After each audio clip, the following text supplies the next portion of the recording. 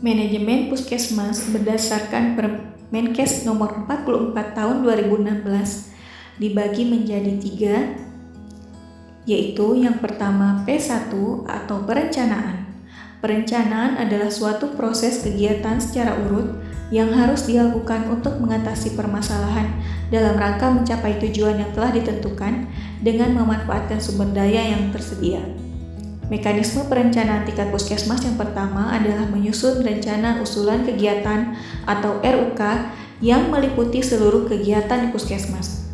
Penyusunan RUK memperhatikan berbagai kebijakan yang berlaku.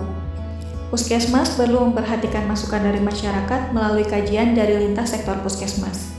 RUK yang disusun merupakan usulan tahun mendatang atau H+1 berdasarkan hasil kajian pencapaian hasil tahun sebelumnya atau H-1.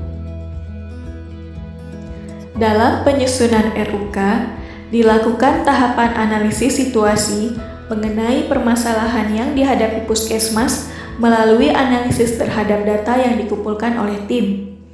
Terdapat 3 jenis tipe data. Data top-down, yaitu data dari peraturan-peraturan pemerintah seperti undang-undang, Perpres, Kemenkes, dan lain-lain. Kemudian data horizontal, yaitu data yang bersumber dari puskesmas sendiri. Kemudian bottom up, yaitu data yang bersumber dari masyarakat melalui kegiatan SMD, MMD, atau survei-survei lainnya. SMD, MMD, dan survei kepuasan pelanggan, yaitu salah satu data yang dibutuhkan dalam proses penyusunan rencana 5 tahunan puskesmas, yaitu analisis masalah dari sisi pandang masyarakat dan pelanggan.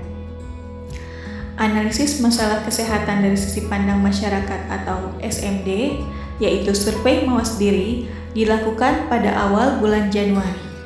Hasil SMD ini kemudian akan dibahas di Musyawarah Masyarakat Desa atau MMD. MMD adalah pertemuan perwakilan warga desa dan petugas untuk membahas hasil SMD dan merencanakan penanggulangan masalah kesehatan yang diperoleh dari hasil SMD itu. Data yang diperoleh puskesmas kemudian dikelompokkan sesuai kelompok penyelenggara, yaitu admin, UKP atau UKM, dan juga dikelompokkan pula dalam usulan peningkatan mutu dan keselamatan pasien atau PMKP. Setelah menganalisis prioritas masalah, dibuat status untuk kegiatan program yang berhubungan dengan penyelenggaraan puskesmas. Kemudian tersusun rekomendasi kegiatan. Bagian terakhir dalam perencanaan adalah rencana tindak lanjut. Hasil dari tahap ini adalah keluarnya perencanaan tingkat puskesmas atau PTP yang terdiri dari RUK dan RPK. P2 atau pelaksanaan penggerakan. Tahap pelaksanaan dan penggerakan adalah tahap melakukan apa yang sudah direncanakan dalam tahap perencanaan. Pada tahap ini, semua kegiatan harus terlaksana secara terukur, terjaga, jelas arahnya, dan jelas penggunaan semua penunjang termasuk anggaran. Kegiatan pada tahap ini dapat ditunjang dengan pertemuan-pertemuan koordinasi seperti pralokmin, lokmin bulanan untuk lintas program, dan lokmin tribulanan untuk lintas sektor. P3 yaitu pengawasan, pengendalian, dan penilaian kinerja puskesmas.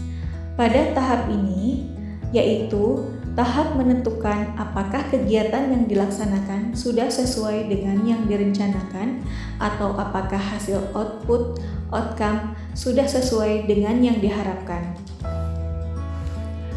Penilaian kinerja puskesmas adalah suatu upaya untuk melakukan penilaian hasil kerja atau prestasi puskesmas.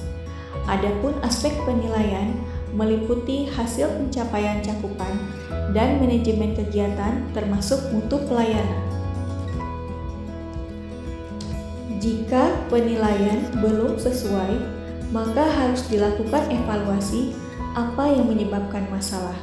Dilanjutkan dengan rekomendasi kembali kegiatan perbaikannya dan rencana tindak lanjut hingga menyerupai suatu siklus atau PDCA.